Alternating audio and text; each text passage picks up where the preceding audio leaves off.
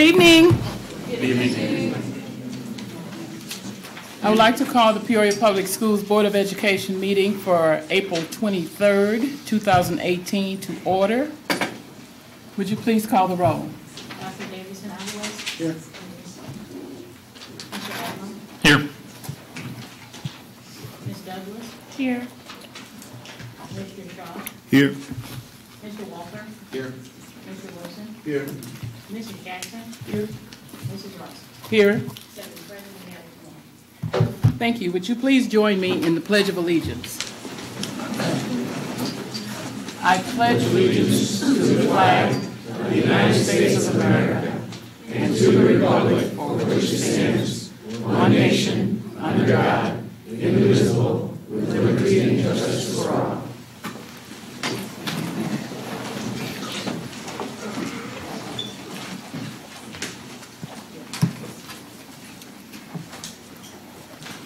You. Way down here.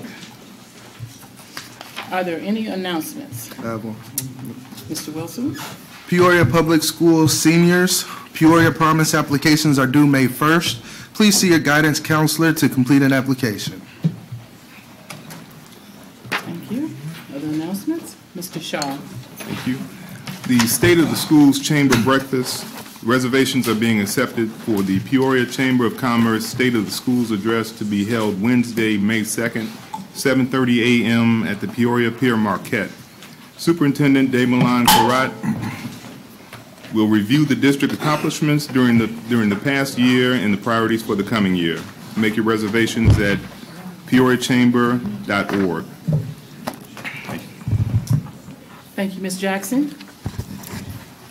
Peoria Public Schools will host a hiring event Wednesday, May 9th, 3 to 7 p.m. at Woodruff Career and Technical Center, 1800 Northeast Perry in Peoria, for Illinois certified teachers, May grads pending certification, teachers' aides, and bus drivers. Candidates should bring 3 packets, including their resume, transcripts, and letters of recommendation. Certified candidates also should bring a sample lesson plan. For a complete list of opportunities available with the Peoria Public Schools, visit www.peoriapublicschools.org/employment. Mr. Walker? School Spotlight Nights. Parents of incoming kindergarten students, don't miss your school's School Spotlight Night this week or next week. You and your child can tour the school, meet your principal and kindergarten team, and turn in registration material. For the schedule of School Spotlight Nights, go to www.publicschools.org. Thank you. Dr. Bob? Buenas noches, good evening, bienvenidos, welcome to all, que todas las voces sean escuchadas. Este anuncio es sobre el programa de verano para jóvenes del alcalde. This announcement is about the Mayor's Summer Youth Program. Applications are being accepted for the Mayor's Summer Youth Program, an 8-week career pathway development and civic engagement program for Peoria Public School high school juniors and seniors between the ages of 16 and 18. The program is designed to provide opportunities to Peoria youth to gain public service exposure through meaningful interaction with various city departments, operations, and projects. Students are employed to assist with infrastructure improvements, beautification, and cleanup projects throughout Peoria. Students earned $10 to $11 per hour, and I wonder if school board members can apply that. Students earn $10 to $11 per hour and work Monday through Friday, 7:30 a.m. to 2 p.m., June 4th through July 27th, 2018. Details on the program and an application to this great opportunity are available at Peoria Public School High School Counselor offices at the front desk of the Administration Building, 3202 North Wisconsin Avenue, or at www.peoriapublicschools.org. Applications must be submitted by 4:30 p.m. Friday, May 4th. Thank you. Ms. Douglas? Oh, you're next after this. Mr. Antler. The Arts and Education Spring Celebration is again in bloom. Here are the Peoria Public Schools students performing this week for the Gerald M. Brookhart Arts and Education Spring Celebration. Tuesday, April 24th, Rolling Acres Middle School. Wednesday, April 25th, Mark Bills Middle School. Thursday, April 26th, Peoria High School and Manual Academy. Friday, April 27th, Roosevelt Magnet School. Monday, April 30th, the Peoria Jazz All-Stars. And Wednesday, May 2nd, Charles Lindbergh Middle School and Thomas Jefferson School. So we encourage you all to head down to the Peoria County Courthouse Plaza between 11 and 1 and enjoy the music and artwork of our Peoria Public Schools students. Any other announcements? We have the community contribution first, Ms. Douglas. Then you're next after the community contribution. Okay.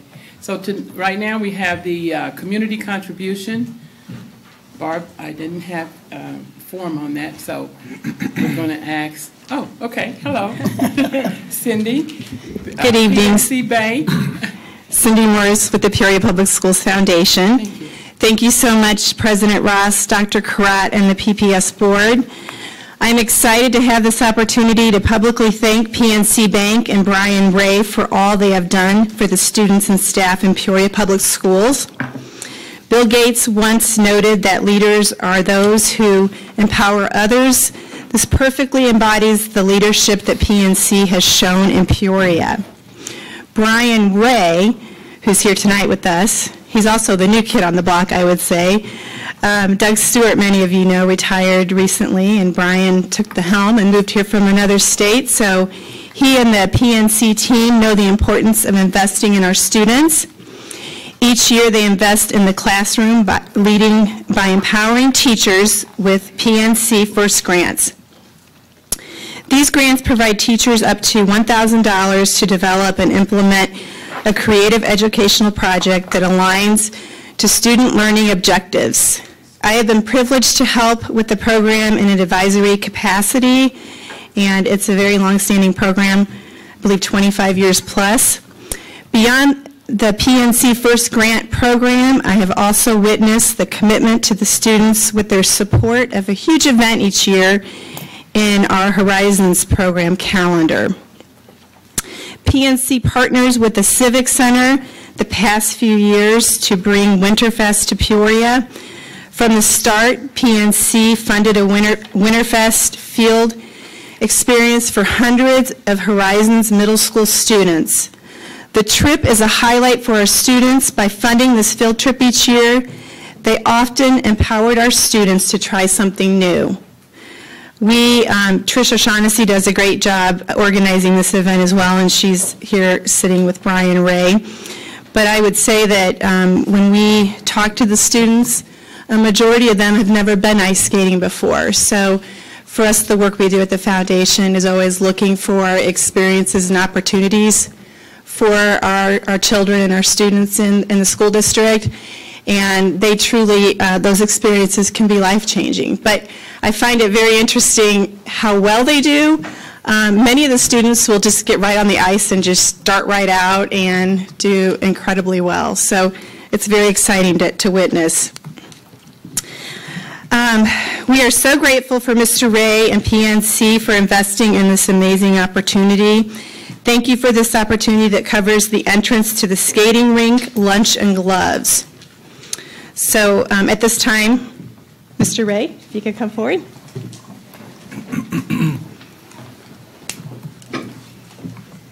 Mr. Ray, do you have a few words?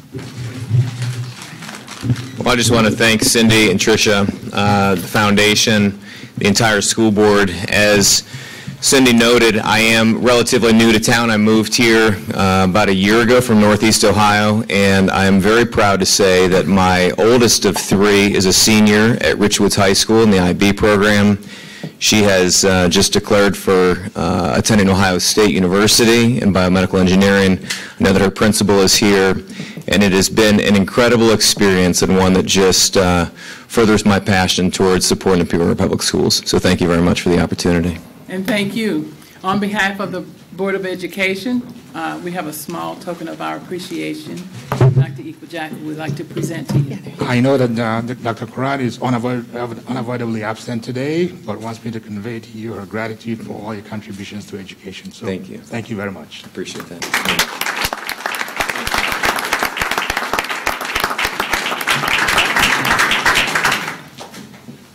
Thank you. Now, Ms. Douglas, Student Showcase.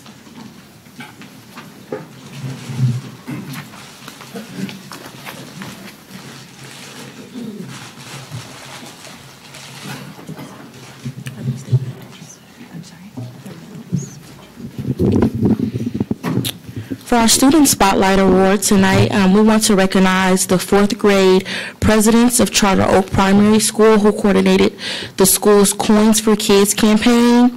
The students raised $1,440 for Easter seals in just 4 days. The students decided on incentives for donating. They wrote and gave speeches during lunch hours and explained why the school was collecting for Easter seals and to raise children's awareness for disabilities. They created poster flyers and collected coins each day. These 4 students were Mark Cook, if you would like to come up, Alyssa Dudley, Jarvis Matthews, and Ethan Reynolds. Their principal is Ms. Kathy Rodriguez.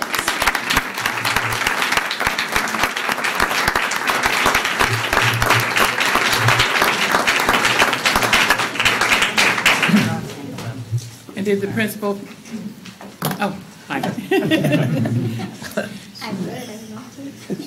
one of the kids. On behalf of Charter Oak, we are very grateful for these future leaders, for their hard work and efforts. The campaign was a success, and we owe it to their hard work and dedication, and they are leaders not by mistake. They had a very difficult campaign in their classrooms. They went through the entire campaign process. They had teams, and they had to direct them to do the artwork and the writings and the posters, the literature that went out to support them. They had to give speeches to persuade people as to why they should be the leader of the classroom. And so this was no easy feat. It's a great accomplishment, and I have a feeling that Peoria Public Schools is going to be seeing a lot more of these students right here. So congratulations to all of them.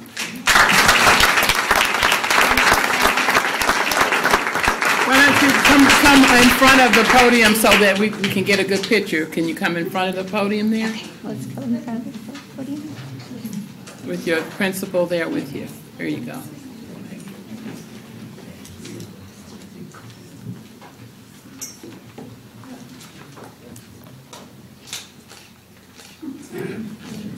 All right.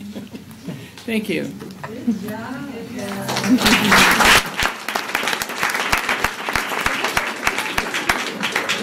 Are the parents of, are any of the parents present? Any of the parents present, please stand. Parents? Parents of the Teachers? students, could you please stand?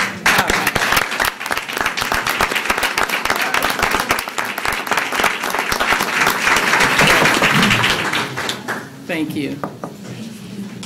We would next like to recognize the most improved attendance.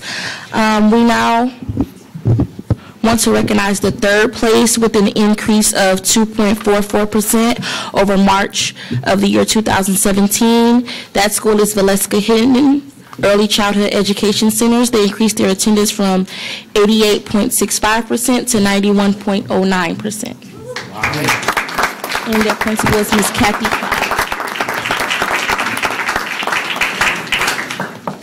Hi, thank you so much. We're so pleased. We've been working on our attendance all year, so this is a very nice honor. Thank you.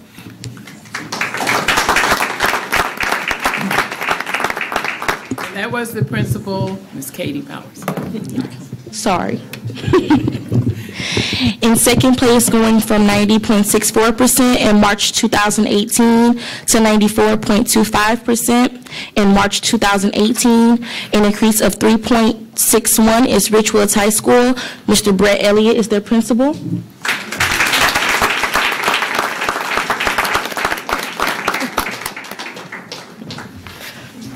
Come on, Mr. Elliott, you know how Dr. Karat wants you to share. So the guy goes to the doctor. No, just kidding. No, wrong show. All right, I do want to say thank you because I know this may seem redundant every month, but there's a lot of hard work that the teachers and the students put in to make sure that we're continuing to grow even late in the year, so we're extremely proud of Richwoods High School and the students and the staff, so thank you.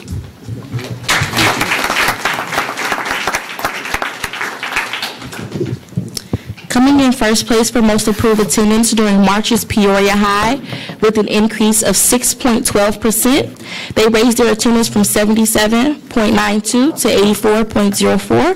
Their principal is Dr. Coleman.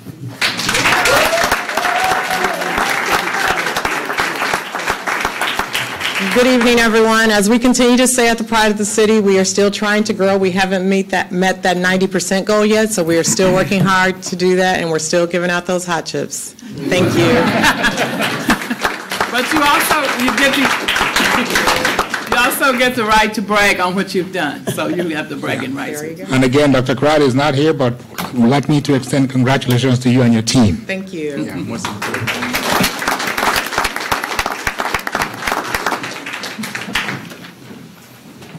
Thank you, Ms. Douglas.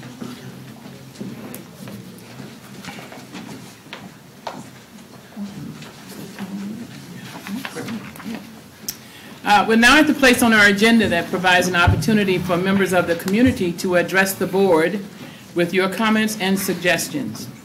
There are some issues we are not at liberty to discuss in public, such as personnel and other executive session topics. However, if you have a specific personal concern that needs to be addressed, we will get a staff person to help you. In addition, board members' phone numbers and emails are listed on our website, psd150.org. When you are recognized, please come to the podium and state your name for our records. Each person will have 5 minutes to speak. As a reminder, no one under age 18 may address the board unless accompanied by a parent, guardian, or teacher without the consent of the majority of the board. Our first speaker is Mr. Savino Sierra.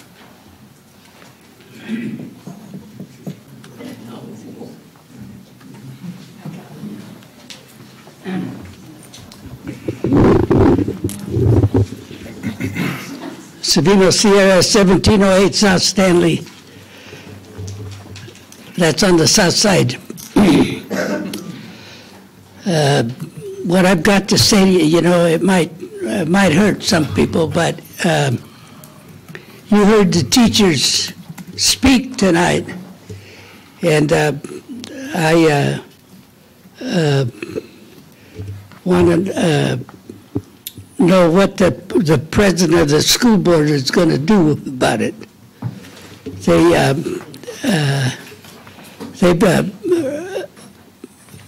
What do you call it?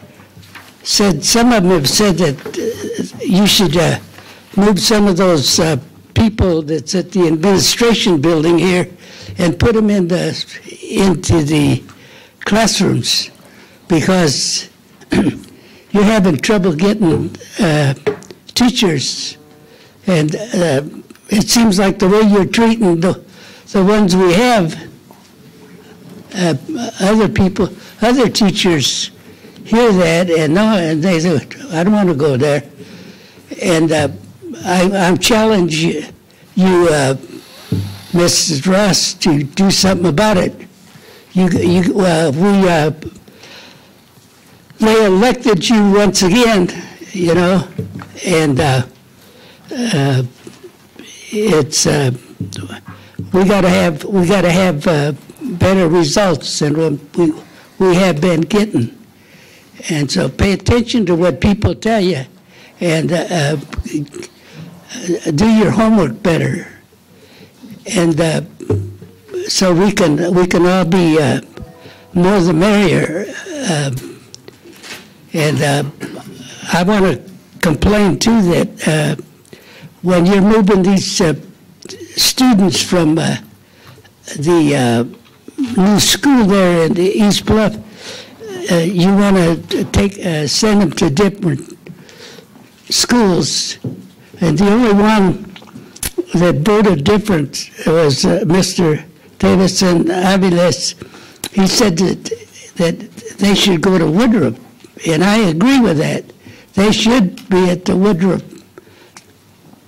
high school building, and because some of you older people, you voted to close Woodruff down, the high school.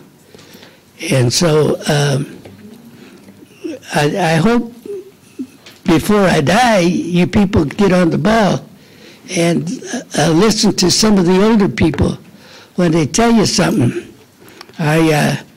Because I very seldom see you down there in the First Ward around Manual and what have you. And I still go around those places. And I wonder what's happening, you know, that you don't get around more. I don't know. I've had some people say you didn't even go to the funeral services for the young soldier Gibson. And so you got to get out more and be more, what you call it, where people can see you and see what you're trying to do. So I'm gonna, like I say, I'm gonna challenge you tonight to get on the ball and make this a better school district, and especially our teachers. They're the ones that are the most important. That's just like in service. Your officers, they might be officers and get all the medals, but who does the hard work in that? It's the troopers on the front line. They're the ones that have to do the dirty work, and well, not the dirty work, but the hard work. And so I want you to take this in mind, especially you, Mrs. Russ. Thank you. Thank you, Mr. Sierra. Mr. Charlie Thomas. Who? Charlie Thomas. Mr. Charlie Thomas. Oh, I'm sorry, I didn't hear you. I would have jumped right up here. My name is Charlie Thomas. I live in Peoria, taught here for a great 30 years plus. What a great turnout outside. Hopefully you guys got a chance to see all the teachers out there walking. What a great job. Fantastic. I've been part of that walk many times, and that's a great representation.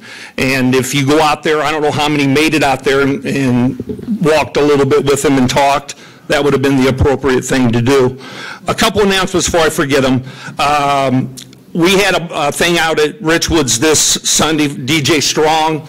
It's, if you don't know about it, you can ask me or some other people about what a great turnout out there.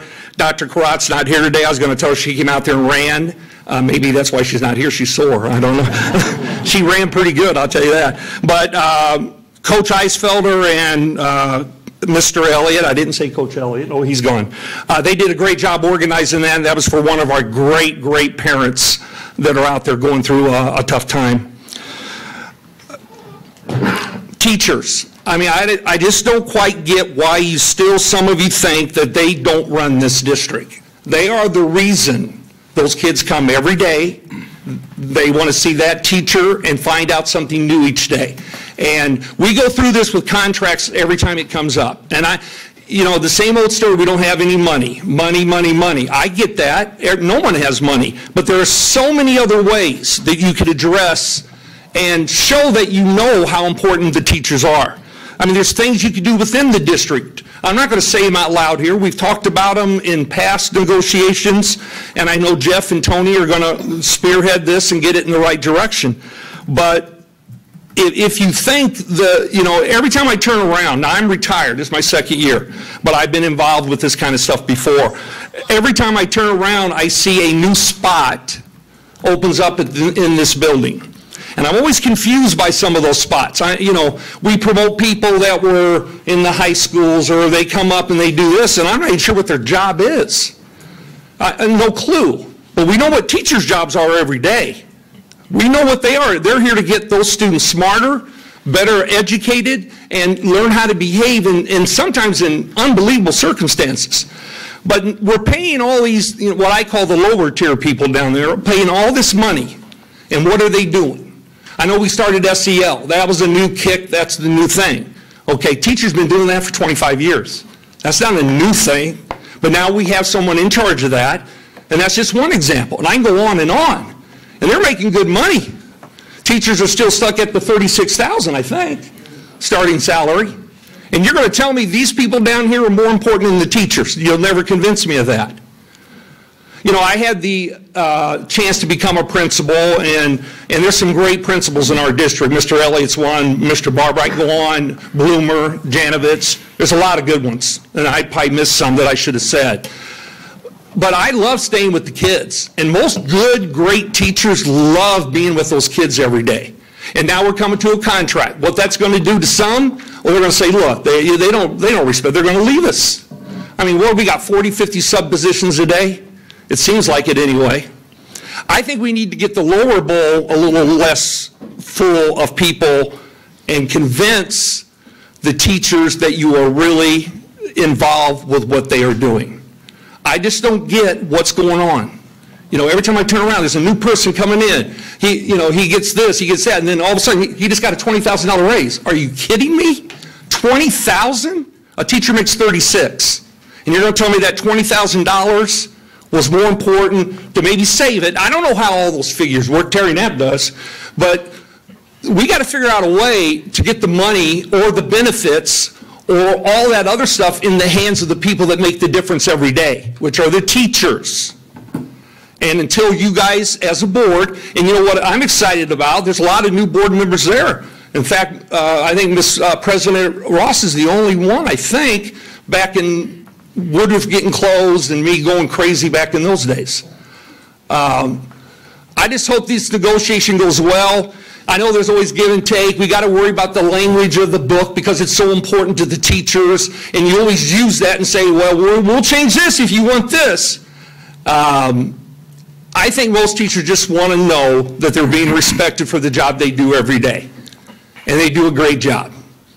Not just because I was a teacher. My wife's a teacher. Her whole side of the family was teachers. And you know what? My wife is taught every year in this district. Never even thought about leaving. She loves this job. And she's at Tree Wind, the expelled kids, and she loves this job. Thank you. Thank you, sir. Mr. Terry Knapp. Pigtailing on Mr. Thomas's comments, I'd just like to say I'm pretty sure, and I know Sharon Cruz is going to talk about this at another time, but I'm pretty sure back in the 60s, when I was getting out of high school, we had 27,000 students. Today we've got 13,000 students. When you take away the 600 students that are going to Quest, we have less than half, and I know we have more central administrators than we've ever had. It's just a fact. Half the students, less than half the students, and probably, half as many teachers and more administrators, more central administrators. That's fact. And I think Mr. Thomas is right on it. I want to say something else about administrators, and I think this goes to the lawyers that are representing you at the table. Ever since these lawyers came to town, Charter Oak got hammered, $140,000 to pick on a bunch of little kids, and change it from a blue ribbon school to a dump, according cheaters. Wasn't that cheaters? I think that's what you said they were, cheaters, right?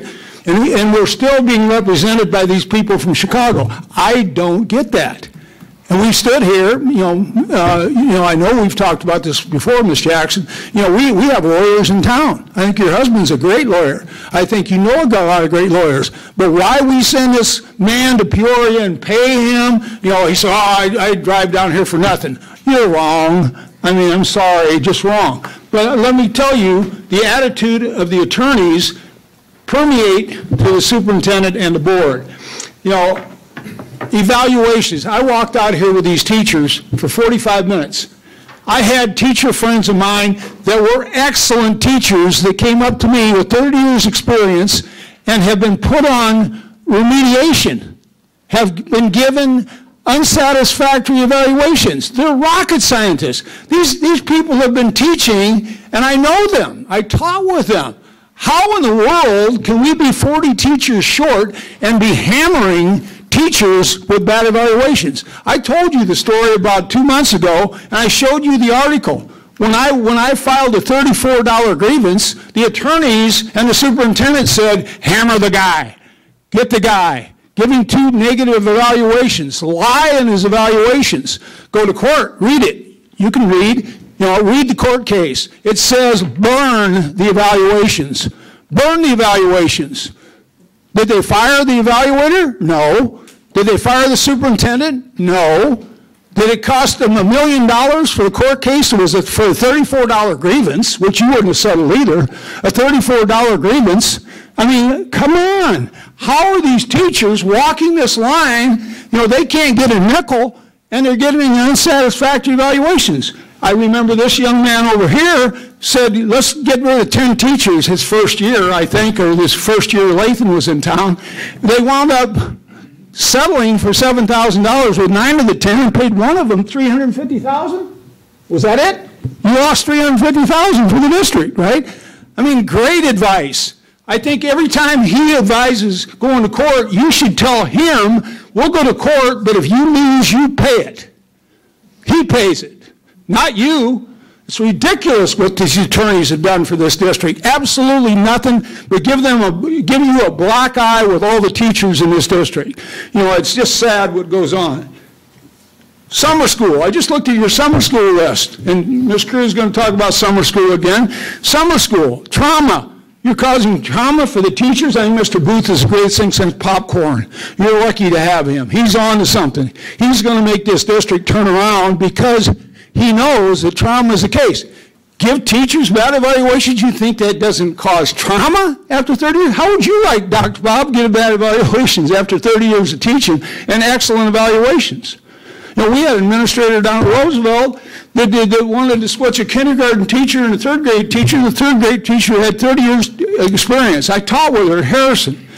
She had cancer. She's going to retire. Wanted her to go to first grade and wanted the kindergarten teacher to go to third grade and turn around third grade, had never taught third grade, 15 years of excellent evaluations. I knew what she was doing. She set them up for failure. And in the year that would have expanded in between, the kids would have been robbed. They'd have been sitting there with 2 teachers that were traumatized. They don't care. He doesn't care. None of you care.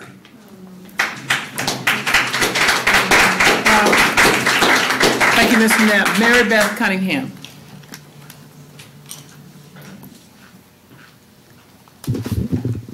I'm going to read, which is unusual for me, but what I'm going to tell you about is pretty emotional for myself because it deals with my own kids and the services that are being taken away from my children and children from 6 schools, which would be Keller, Northmore, Rolling Acres, Lindbergh, Charter Oak, and Mark Bills. I've been assured by Dr. Wilson no positions have been cut, which they haven't.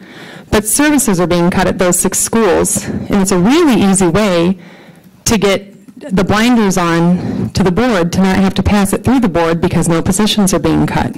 I really need you to pay attention to this because this is going to be devastating for the kids at those schools. I think it'll be beneficial for the schools that they're going to be going to, but there is no reason to steal from Peter to pay Paul. We should be able to afford services for all schools that are appropriate for our Title I district, and it shouldn't come at the cost of other kids. So I'm going to read you about 2 of the little boys that these services affect. And I want to say ahead of time, I thank Dr. Bob and I thank Dan Walther for listening to me over the last couple of weeks since I spoke about this before, because and I didn't reach out to every single person on the board. I apologize for that, and I will now, because I've been given the runaround on data that should have been available if these kinds of changes are being made. No changes should be made about services to children without data and metrics about how to measure how it's going to work. And if those changes are made without that data, I'm telling you right now, I'm not just a mom coming up here. I actually, once I passed my comps for my PhD in educational psychology, I became an expert in this field. and I'm an advocate, and I'm not trying to toot my own horn. I just don't want you to think I'm this emotional, ranting mother coming up here. I know what I'm talking about. I know what I'm doing, and please don't do this to my kids or anybody else's. And you may not know what's going on, but now you do. Please. My son Colin, I started learning when he was about 1.5 years old that he learned things at an incredible rate. During that time, my son Shane, they're 1.5 years apart, was immersed in occupational therapy for sensory processing disorder. In every single session, we were reminded how great it was that for some reason Shane's natural temperament was allowing him to emotionally self-regulate at an advanced level, and that's unique for someone with that neurological disorder. Shane was able to blast through lots of very difficult desensitization milestones at an exceptional rate due to this. We kept most of his experiences private from most people unless they needed to know, which would be teachers. And that served him quite well. Currently, he doesn't even know he has a disability. He has a 504 plan, but he does know that his senses are a little bit different than everybody else's. The older he gets, the harder it is to remind ourselves that sometimes when he's extra wiggly, loud, sensitive, and frustrated, that's a function of his disability, and that sometimes he simply needs to melt down. He never does it at school. He does it at home, and we're fine with that. During those early years, around the time of about the early intervention years, Colin's exceptionally high cognitive processes brought a lot of relief to me. I remember thinking, thank God this kid is so smart. Thank God he will never have to struggle the way his amazing big brother does. How wrong I was, not about him being smart, but about my idea that high intellect and ease of academic learning would keep him protected from a similar level of struggle as a child, my child, with a disability. What we have come to learn is that while services were readily available for Big Brother with a disability, I knew that I was going to have to advocate for Colin because services aren't available, and it's easy to be pawned off as, he's smart, he'll be just fine. He comes from a dual income home, he'll be just fine. What we've come to know and love about Colin is that with his smarts comes an inability to stop his quick and racing thoughts with ease. With that often comes some anxiety, and to a kid, anxiety feels like anger. And with anger come meltdowns, because the world can't always wait for his thought to finish, and that thought is super important to him in that moment. And again, the older he gets, the more we find ourselves having to take a step back and remember that sometimes it's easier to wait those 2 minutes for his thought to finish than it is to wait for the meltdown, because he doesn't know what to do. He's 5. My little blue-eyed, freckle-faced, kind, compassionate, bright, shy, spirited little boy, he remains a good kid and follows rules, even when it interrupts his thoughts. And he sits patiently when his friends are learning.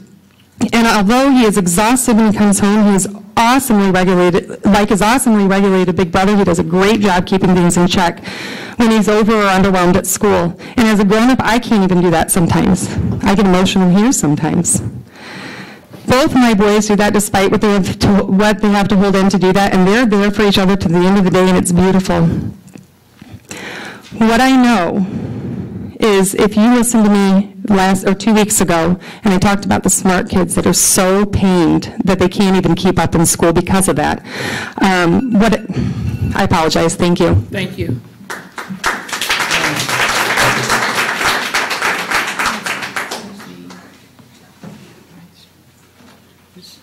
Casey, Fritz, did I pronounce that wrong? That's right, Fritz. Okay, Fritz. Hi, my name is Casey Fritsch. I'm an 8th grade teacher at Roosevelt.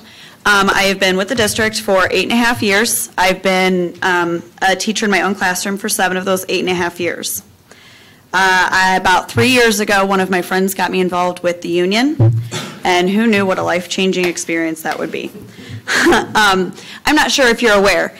About according to the Department of Education, 50% of new teachers leave teaching within the first 5 years. 50%. I almost became that statistic. It was the end of my 5th year, and I was sitting at home with my brand new baby that I had in July. She'll be 2 this July, and I was looking back on the last 5 years of teaching. And at the time, I also had an 8-year-old, and the 5 years of teaching were her age 3 through 8, and all the things that I had to miss out on her life. First day of school, I've never been able to chaperone a field trip. I have missed just about every single parent night at her school because I'm at my school doing my parent night.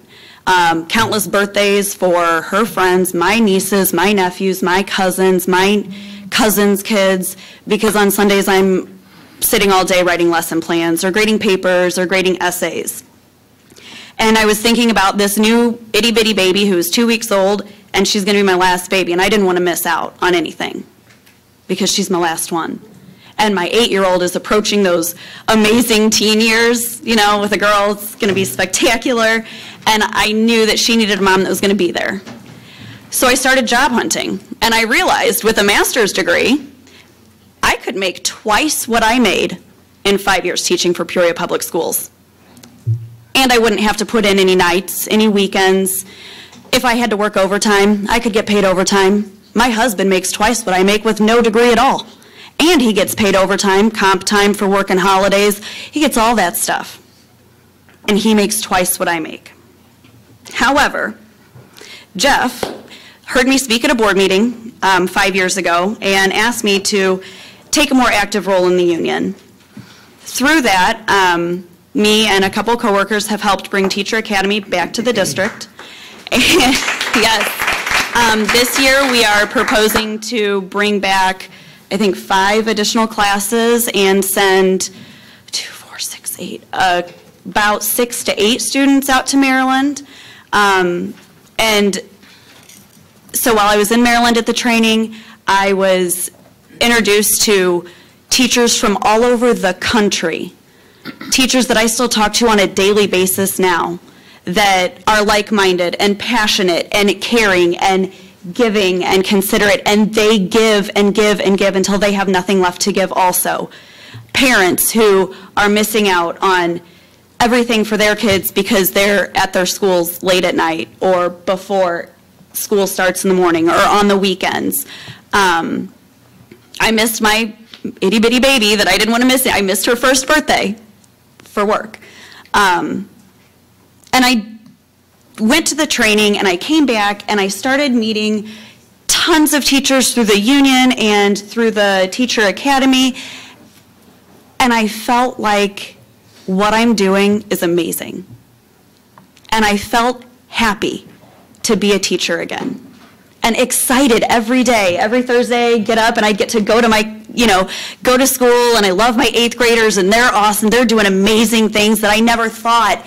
When I had them in 6th grade, I'm like, oh my gosh, how are we going to get there? And they have, and they've done amazing things, and my teachers in my foundations class have done amazing things.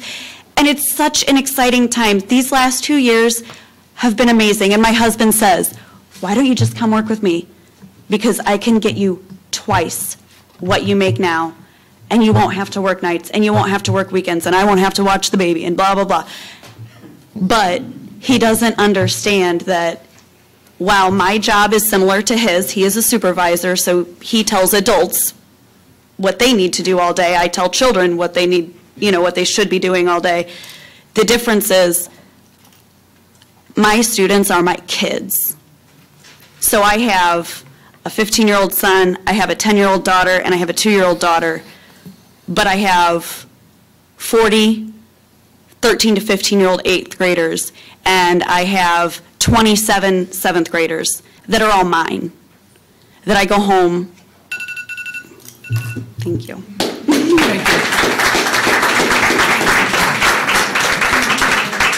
Thank you, Casey. Mr. Jeff Atkins-Dutra.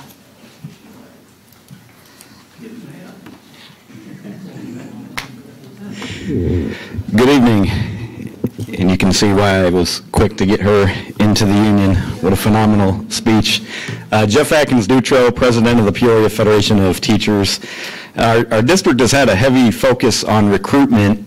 Unfortunately, over the past several years, we tend to lose just as many teachers as we gain, if not more. And our rally tonight was to draw attention to our teaching base, the 1,000 of us who've been here through thick and thin. Today, teachers wore green stickers, and these stickers denote how many years each teacher has been teaching. We had many of them put them on the sign back there. Part of our contract campaign is to bring attention to 3 main areas for improvement: adequate time to do the job, quality learning conditions, and fair compensation. And if you take care of your base and help us improve in these three key areas, the teachers that you go out and recruit will be teachers that will stay. Add on to that the Teacher Academy, which is going to be a great help, and also Linda with the Grow Your Own program as well. As we've seen in other states, if teachers don't demand what our students and we deserve, we'll end up on the bottom of the state's list of priorities. And if we have to march statewide to Springfield, I do suspect that quite a few board members will be marching right alongside us. I'd like to thank you for the TIF resolution you have on the agenda tonight. TIFs, as Mr. Adler pointed out in the newspaper, strip our district of millions of dollars that should stay here. We also look forward to working with you as we see how the state funding shakes out. That's yet to be seen. Tonight's rally was a positive, informational rally. Very proud of our members, very proud of the turnout we had. Would like to thank the board members who came out to offer their support. We return to the bargaining table tomorrow at 4, and we look forward to making expedited progress. And I'd like to thank everyone who came out to support us tonight in here and outside. It was phenomenal. And thank you for your support as well. And I'm proud to say this is my 24th year of teaching. I don't know if I'll be able to get it off. And I might just make it 24 more. We'll see. But thank you very much. Yeah.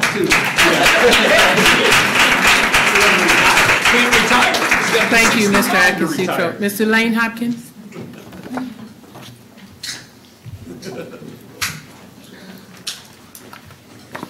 Hi there. Hello. Thank you very much for the TIF resolution you've put on the agenda. I fully support that, and I hope all of you will vote for that. It's outrageous that this district has lost to these TIF districts. Unbelievable. $28 million? Huh. Breathtaking. I also thank you because I'm against the apartments, the River Trail apartments in the park. No public park should be taken for private purposes like that. I can't believe the city council is still doing it. They're still pushing it. It's not dead. Don't listen to the rumors. They want it still, so talk to them. It's the wrong thing to do, definitely.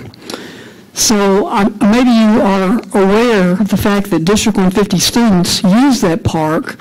One of the teachers of that project was here a couple of years ago and talked about how students use the park. The riverfront park, their use for that park would be destroyed by those apartments. They use the park as a project to walk. Children with disabilities do that. We have videos of that, a video of that on our Facebook page for Friends of Riverfront Park.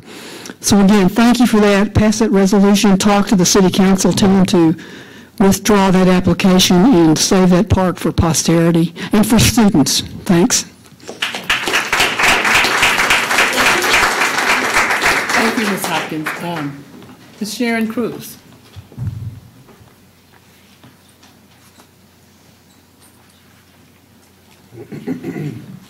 I have the wrong speech tonight. There are some comments I found online about the positives of summer school.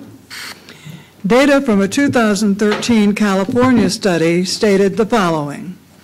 Students taking part in summer school substantially increased their academic and social skills, ended the summer with vocabulary skills much closer to their grade level, improved their work habits, and became more confident in their ability to learn.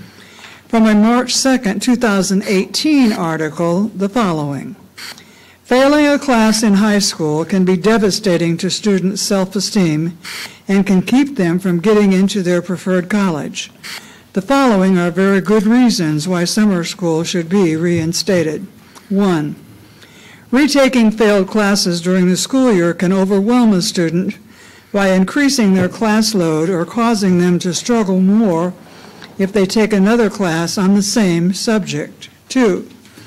Making up failed electives is not as serious as failing core classes, but not making them up can have a negative effect on college admissions and on a student's GPA. 3. Summer school gives more time to learn the basics of the subject. During the school year, middle and high school classes mimic the fast-paced world in which we live. Unfortunately, some teens learning English, math, and science may not be able to keep up and end up getting lost. Consider that each step is a building block for the next concept in the course, so it isn't a mystery why many teens do not pass a class the first time around. The extra time that these teens need is offered during summer school. 4, students may pass a previously failed course because summer school might offer a different approach to learning the subject and a different teacher. The more relaxed environment with smaller classes can contribute to a boost in a student's confidence and a more positive attitude towards school in general. 5, summer school gives students a second chance to obtain class credit and avoid doubling up on a core class during the school year. Each state requires a certain amount of core classes to be taken and passed before a student can graduate. Even if students aren't going to college, they may still have to pass 4 math classes, including algebra and geometry, to obtain their diploma. This can be demoralizing to teens that have a hard time with math.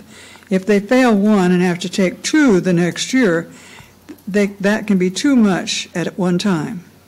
This can lead to more failure and the possibility of the teenager dropping out of school. Summer school is a solution. During summer school, students will be able to focus on just that particular subject. Remember that teenagers face the type of trauma that adults face, deadlines, and the push to perform well. Summer school can help teens who get overloaded by having too many classes to focus on at one time. 7, summer school will give students the chance to raise their grade point averages. When it is all said and done, summer school will give students the chance to get back on the right track. A failure in the class really hurts students' cumulative averages and can cost them the chance of getting into the college or technical school of their choice. While letting an elective class go and not retaking it is an option, summer school grades replace the failing grade already earned. This will raise students' GPA. Personally, I learned that the 3-hour summer school classes allowed me to spend more time with individual students who found it difficult to juggle requirements of 4 or 6 classes. A negative that is really a positive is that the threat of summer school is an incentive for students to work harder during the school year. Please, please, stop cheating our students of the opportunities offered by summer school. None of the current alternatives solve the serious problems I have mentioned. And of course, I'm here tonight to support teachers. You need to pay attention to these people because they just might not stick around. Thank you. Thank you, Ms. Cruz. Ms. Joyce Harant.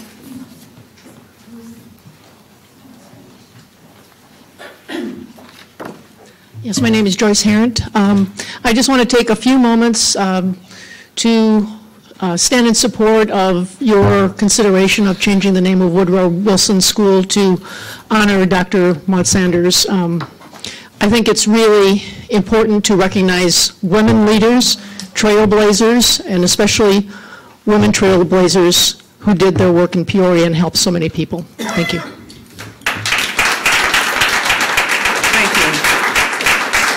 Ms. Carrie Alms.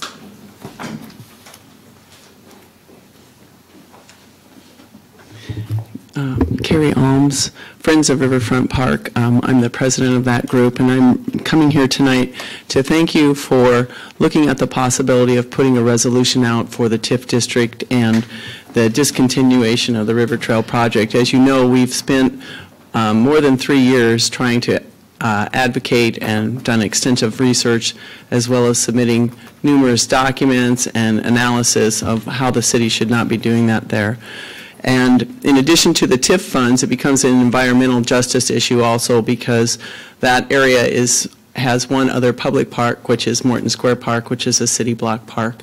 So those avenues of public outdoor recreation for those people that least are able to get it because they have decreased access because they traditionally have no access to their own vehicle to travel and get anywhere else. It's really very sad and disheartening after all these years that this project has gone on. So, and also as Elaine mentioned, there is that impact to the, I think the group is called the Courageous Pacers, that would be completely destroyed with the introduction of a road into that park that would again impact a group that is least able to advocate for themselves, where we need to do that. And of course, the TIF district that is the north side Riverfront TIF, by the end of the year, this year being the last taxing year, next year the balance will be $650,000 approximately. And with any payout that would come out of that, the district would benefit by having those funds returned to the district because they would receive more than 50% of that money, which the district can use. And then also the park district, the sanitary district, the airport authority, the library, and so on would also be beneficiaries of that. I'd also ask you to think forward to a little bit in advance because the Northside Business Park TIF will be coming off in the year 20, let me look here real quick. Northside Business Park TIF, of course I can't see it, will expire in 22, thank you, will expire in 22, and that fund balance at that time will be over $1 million.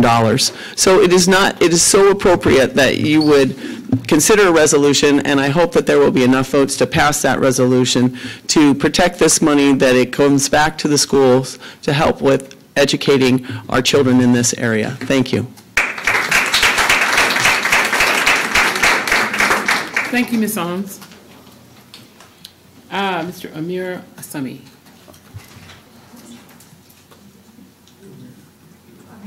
Amir Asami. Did he leave? Okay. Thank you. Dr. Ike, is there any response to audience? Oh, I'm sorry. We have one more. Ms. Diane Brown. Sorry. I had you right in front of me. Thank you. I'm Diane Brown. I'm a Peoria citizen paying taxes for about 26 years now, and both my children and an international student went through Peoria Public Schools. I very much support the teachers, and I very much support and thank all of you, Martha Ross as president, and all of you on the board for all your donation of time and energy and talents to our schools. I am here to say two things briefly. I'm pro the Woodrow Wilson School name change. I am a white progressive also like he was, but I know that he was against women getting the right to vote, as well as a segregationist, and I think it's time. Dr. Maud Sanders, as you may or may not know, had a brother named Romeo B. Garrett who came to Peoria so that she could give medical care to his wife who was sick. So Dr. Maud Sanders seems like a wonderful name for a school. And also, I just want to briefly say I also support you in the TIF resolution. The city has certainly over-given away money that our schools could use through our tax dollars. So thank you again. Thank you. Any response to this presentation? Just that on behalf of Dr. Karat, we want to acknowledge the fact that we're working with the teachers union. We're going to continue to work collaboratively. We're at the table right now, and we'll definitely stay there in good faith. I also wanted to acknowledge what Mr. Terry Knapp said around evaluations. I would love to meet with you after this and get a sense of who either reported to you about evaluations just being used as a punitive process in this district. I have not heard. I'm sorry? Call you tomorrow. Okay, very good. Yeah, please do. Because I know that we work collaboratively with the teachers union. If there's any issues around evaluations or staffing process, we get together and resolve them. And I believe Ms. Fritz, I believe the mother of the 8th grade student, or 8th grade teacher, I'm sorry. I would like to offer, I mean, I don't know if you've had a chance to speak with one of our AIOs about your concern, and if not, we'll definitely, I would like to offer you that opportunity to do that. And with that, end of my remarks. Thank you. Under information items. Is there anyone else allowed to respond to the speakers or no? Well, we don't normally, but No? go ahead. You have a response. They're just corrections to set the record straight on one. Is that okay? Sure.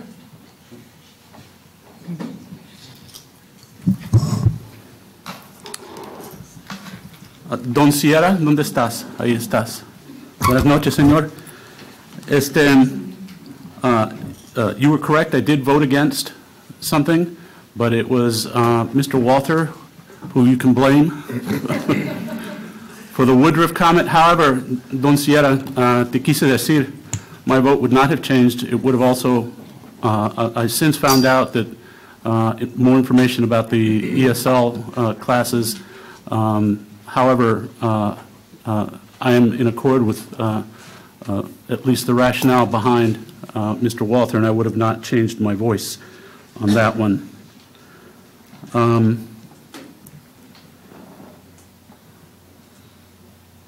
In terms of, Mary Beth? Yeah. Hello. Thank you for your comments. As you know, from our conversations, our family too knows what it's like to live with a child with disability, actually two with disabilities. And so I commit to you that I will pay close attention to the support that your children, all children with special needs get, and in point of fact, all children in the district. I think that's important. Charlie and Terry, what the literature tells us, there's a lot of things about what makes a good teacher. I've been in the public schools or in higher education well over 30 years, and there is something we do know that's pretty consistent across the literature, and that is good teachers are typically ones who are veterans. Casey, and this will I'll end. Is Casey still here? There you are. Do yourself a favor. That's what you get for listening to Jeff Atkins Dutro. And if you do not believe me, ask Mrs. Atkins Dutro. Thank you very much. Mr. Ross, appreciate it. Thank you. Information items. Proposed expenditures over $2,500. Are there any questions to Mr. Willis?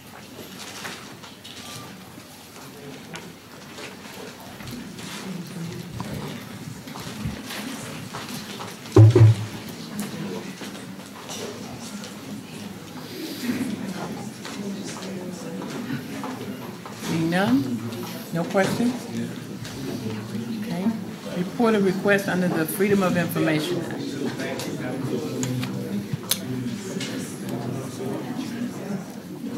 Madam President, since our last board meeting of April 9th, 2018, we have received 4 new Freedom of Information Act requests. Of these requests, 1 was filled and 1 was denied. And there was 3 pending requests noted on April 9th board report. That request was filled. We have received a total of 21 requests for this calendar year for a total of $1,370. Thank you. Consent agenda. Good evening. There are 10 items on the consent agenda this evening. Item number 1 is the gifts to the school district. This meeting we don't have any, but year to date we are at $63,226.43. Item 2 is a payment of bills. Item 3 is the payment for travel. Item 4 is the human resources report. Item 5 is the field trip approval for the Sterling 8th grade class trip. Item number 6 is the field trip approval for the Von Steuben 8th grade class trip. Item 7 is the field trip approval for Richwoods High School MCJROTC cadets to Washington, D.C. Item number 8 is the field trip approval for Richwoods High School MCJROTC cadets to London Mills, Illinois. Item number 9 is the Manual Academy home grandstand. And item number 10 is the approval of the canvass of election return. And that is the entirety of consent agenda for this evening. That is the consent agenda. Are there any items any board member would like pulled for a separate vote? Seeing none, may I have a motion? I move that we adopt the entire consent agenda. Second. Is there any discussion on any of the items? Seeing none, would you call the roll, please? Dr. Davidson-Aviles? Aye. Mr. Adler? Aye. Mr. Shaw? Aye. Mr. Walter? Aye. Mr. Wilson? Aye. Mrs. Jackson? Aye. Mrs. Ross? Aye. 7 ayes, motion carried. Thank you. Number 11, the TIP resolution. May I have a motion? I move that the Board of Education adopt a resolution recommending the discontinuation of the River Trail Apartments project and the Northside Riverfront TIF. Second. Is there any discussion? I would just offer that kind of in light of public comments and I think a long-held discussion, the district has often maintained that TIFs are generally not beneficial to our finances. 23 to 35 years is a long time to wait for a raise. Much of the southern portion of our school district and our city is encapsulated in those TIFs. And those funds that are, the incremented funds that are captured in the account and used for development projects are, allocated by the City Council to take bets on development. Growth that we need, but they are bets. And I would much rather us take the bet on our schools, our students, and our teachers. And so therefore, I have offered this resolution, and I encourage my fellow board members to support it. Mr. Walther.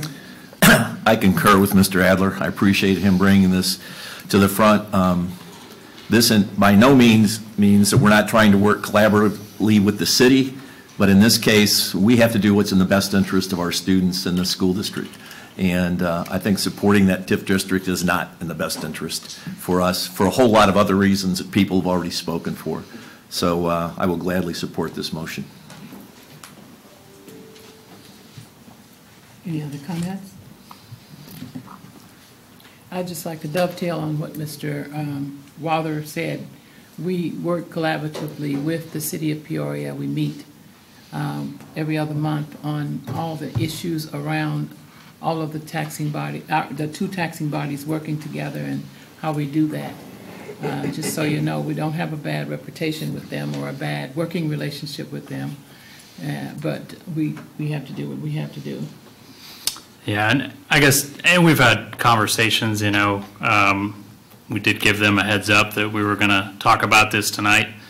And I guess as a matter of the workings of our democracy and collaboration with peer institutions and governmental bodies such as the City Council is to us, I think it's important that friends and colleagues like us are able to have tough conversations such as this one is.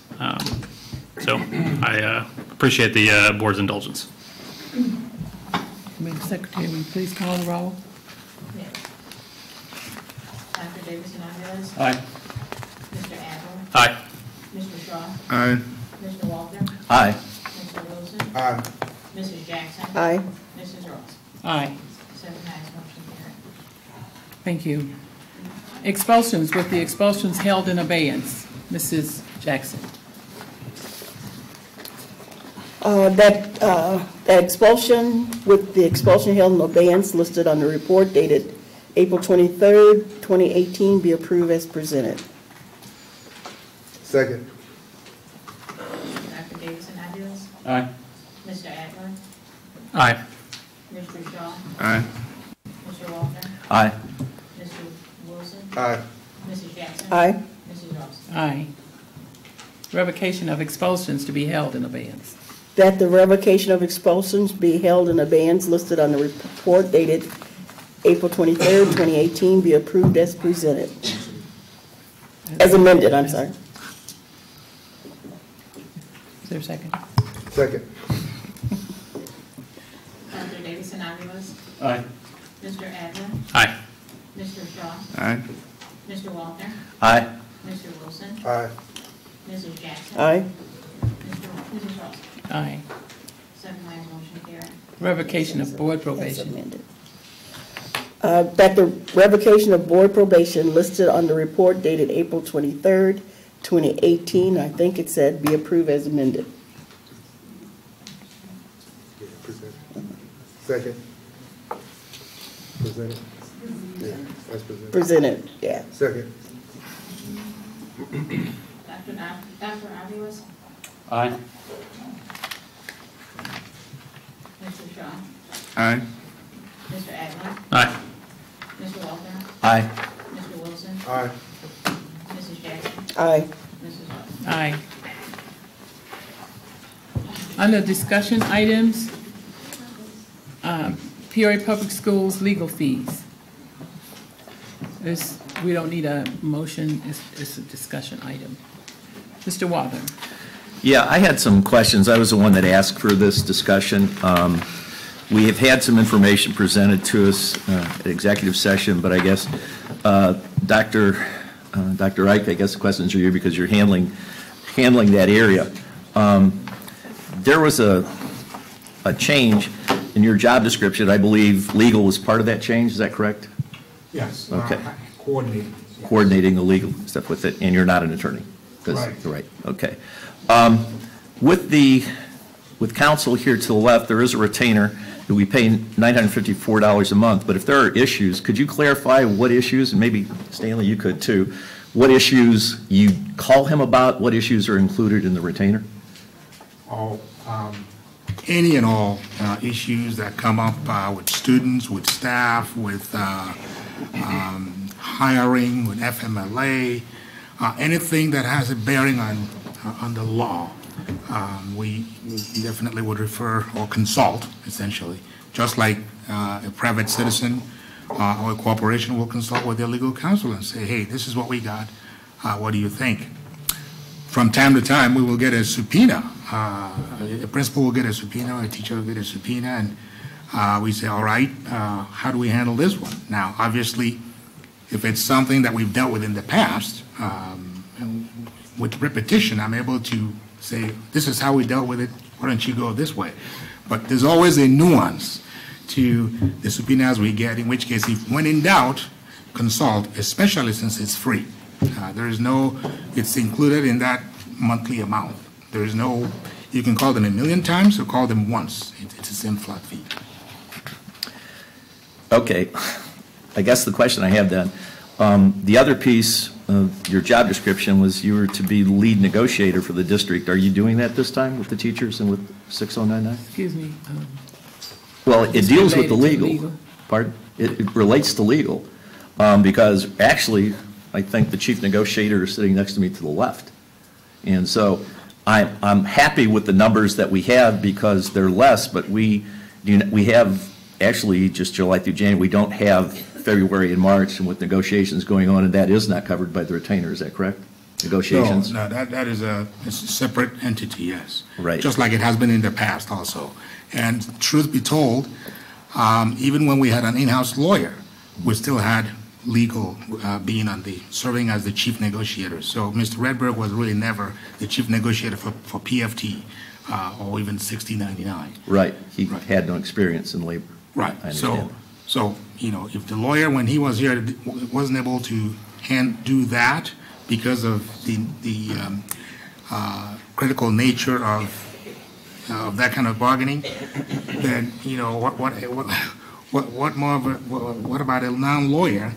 Now, I do have experience, of course. I mean, I have done bargaining before, but there are some considerations that we've given to the fact that you have an outside entity being the chief negotiator because of the size and the number of unions that we have. We have 6 unions, as you know.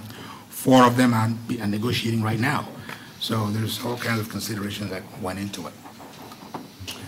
And we've got a couple of, at least 2 arbitrations and some other cases pending that obviously the billing for February, March, April are going to go up because of the negotiations. Is that fair?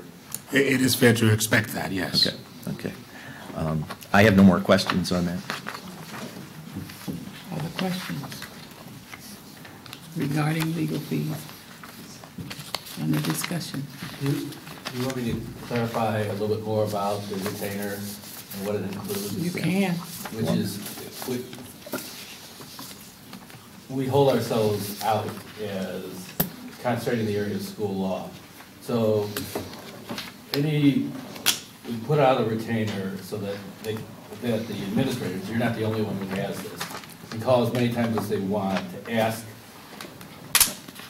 any, in such routine question that we should know, whether it's the Open Meetings Act, whether it's interpretation of a contract provision, a special ed question, and it's designed to encourage administrators to call rather than wait for a problem. This way we can prevent problems from happening before they become really big things, whether it's issues, especially on interpretations of the contract, to avoid grievances. Open Meetings Act, to avoid violating the Open Meetings Act. It also includes attendance at the board meetings. It also, and then this is special for the district. When we first came in 8 years ago, we do regular in-services to the administration on various issues that come up, whether it's student discipline, special education, new changes in the law, so they know what to do when crises come up. And as I haven't done a recent survey as you did, but I think you've averaged somewhere between, on this, about $30 an hour for our time out of the $900. It comes out to about $30 an hour. We think it's worth it for us, to keep you out of trouble. The rest of the fees and the arbitrations or whatever is, when you do get in trouble, that's a way of trying to keep you out of trouble. Thank you, Sam. Okay. The next item, I want to preface it by saying it's under discussion, but it is the naming of Woodrow Wilson. And I want to make sure that people know how this came about before we start talking about it. There is a committee called the Building Committee, which is a board-level committee made up of usually 2 board members co-chairing that committee, and this should be in committee until that committee bring to the board or to the superintendent an idea or a recommendation, and then the superintendent bring it to the board. So I just wanted to preface that because we're not talking necessarily about a vote or anything on this, because as far as board knows, this is still in committee and has not come to a recommendation stage yet. And so, Mr. Walder, I believe you wanted this discussion. And so would you carry on, sir? I would. When the idea first came up, actually came up from a teacher who presented the idea on changing the idea of Woodrow Wilson. Because of that idea, we took it back to the building committee, which we felt would be the appropriate way. During that, there was concurrence between Mrs. Jackson and I that we should have some public hearings on the discussion of the issue. The first one was held at Woodrow Wilson. Mr. Adler did the introduction, stuff was we did there. We had some feedback from people that came and spoke to us there. We had a second public session at Valeska Hinton, which was not very well attended. I think both Mrs. Jackson and I have been getting feedback from members of the public. I appreciated the comments that people made tonight, because that was one of the things I thought we were going to do with this, is we were going to have a couple of sessions at the board to have other people talk. So when they did that, that's fine. The reason that there isn't a recommendation is that we have a split decision coming from Mrs. Jackson and I at this point in time, and I just thought this would be a time to either hear from the public or hear from other board members as to where we're going. So. Why don't we hear from Ms. Jackson, because she's the other co-chair, there are 2 co-chairs, and as I said, it should be still in committee. Yeah. Okay. First of all, let me put some meat on the bones. we've been meeting, talking about this ever since Linda Wilson brought this to the board. And the move was, from her recommendation, was to consider changing Woodrow Wilson to a name of, especially an African-American female that has done things for this community that was above and beyond everything that we can think and ask. So we did decide to hold those meetings in the community, but we'll also talk about them inside the building committee meetings. And while we were doing those things, talking about it, dealing with it, we were moving forward to make this recommendation. The last meeting that we held, we were talking about the names that were given to the committee to consider. We did away with some of those names because there were things in the community named after them, like Romeo B. Garrett, having the Garrett Center, a street, and John Gwynn having a street, water pool, the whole bit. And at that meeting, when we started talking about it, Mr. Wather said he wouldn't agree with changing Woodrow Wilson, because it threw me off because we had not really discussed it, whether it be Woodrow Wilson, whether it be another school, or whatever we could decide to come up with. And I left that meeting because we had another meeting on the 19th. And during that time, I did some research on several schools that are not named after people. And in doing that, we were supposed to come back on the 19th to discuss. That's one of the things the building committee would discuss. That meeting date was changed, and I didn't know about it. It was changed one day. I found out about it the next day, that the meeting date was changed. Then that same day, I found out that it's going to be on the agenda. So your co-chair was totally out of the loop of the meeting being changed on me, the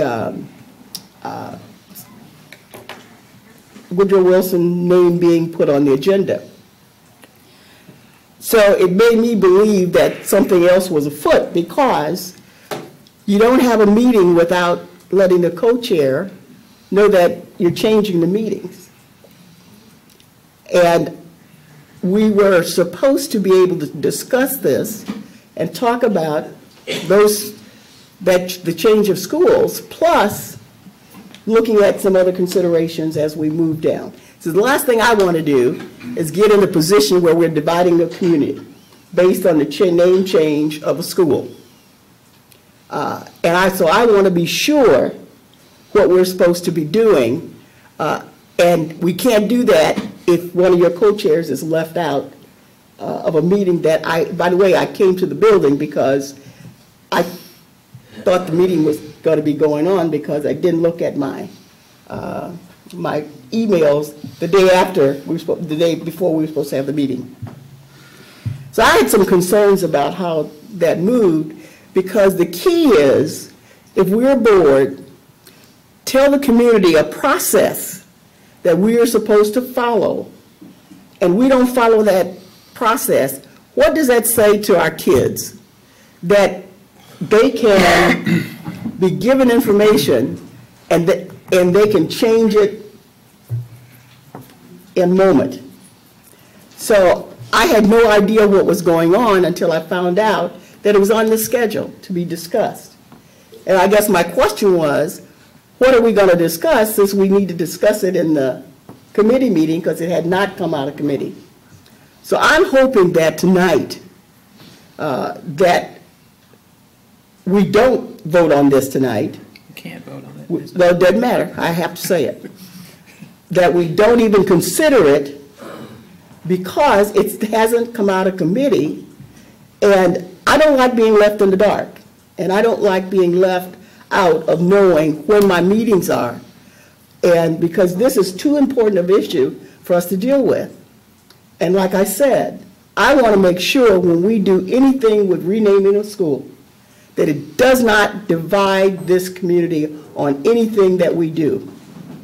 So I'm hoping that we'll come to our committee meeting, and anybody can come to those meetings, by the way, with an open mind and listen to what's going on, and even come to a compromise. Compromising is not a problem for me. I just have to know what's going on. And as a member of this board, I always want to know what's going on. And I don't like being left in the dark. So hopefully when we get into our meetings, we can talk about this, we can decide what to do, and my key is to have a school named after Maud A. Sanders, MD. That's what I want to move to. So whether it be Woodrow Wilson, whether it be whatever, we need to treat each other with respect, and we need to treat each other as partners in this team of the Peoria Public Schools. Did you have your hand up, Mr. Wilson? Yeah, I just wanted to say, it's unfortunate that those disagreements occurred.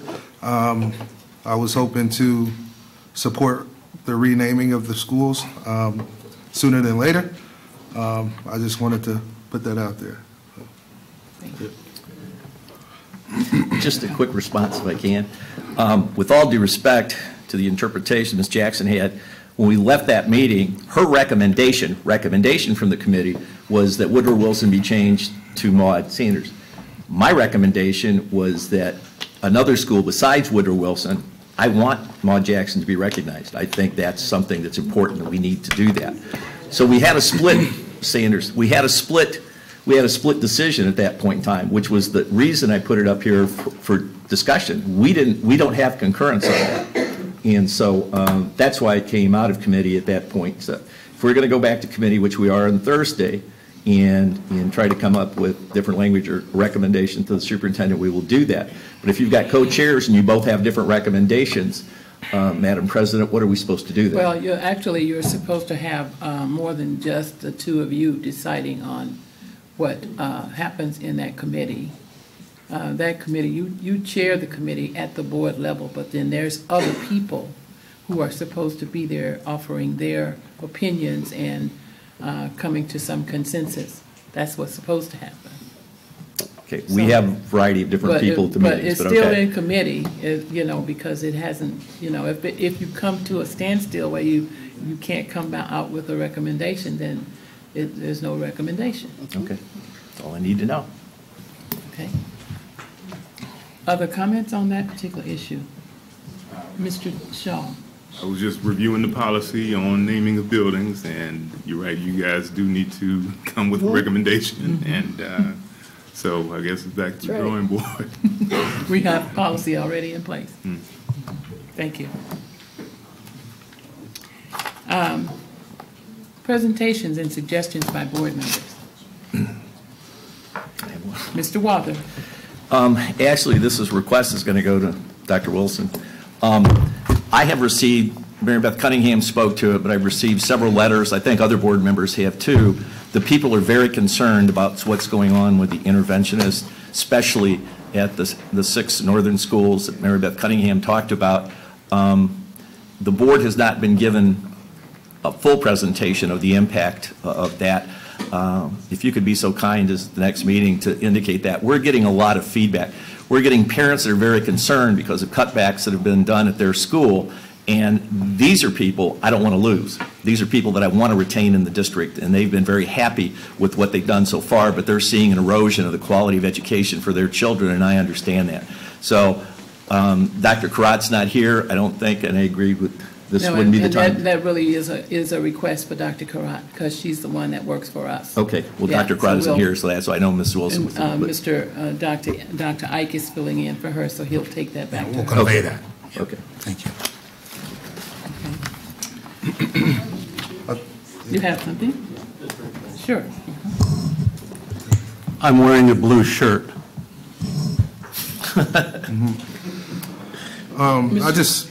Thank you.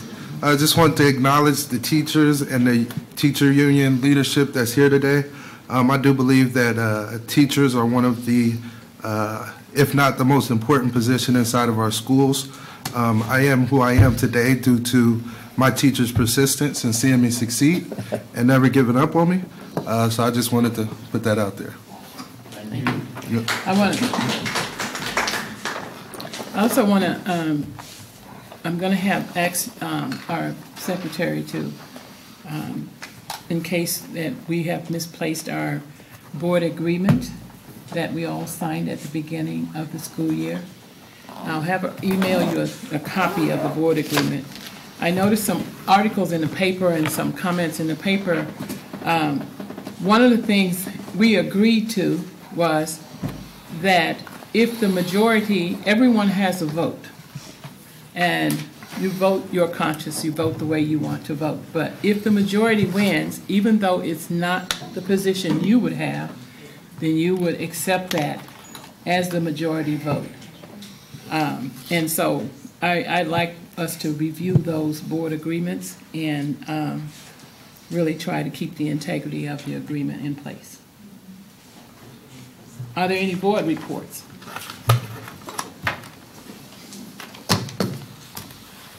Give you the next meeting of the policy committee. That will be May 16th. That is Wednesday, May 16th at 9:30 a.m. Thank you, Mr. Shaw. Other reports of committee? All right. I move that we adjourn. Second. We are adjourned. Good luck, Monster.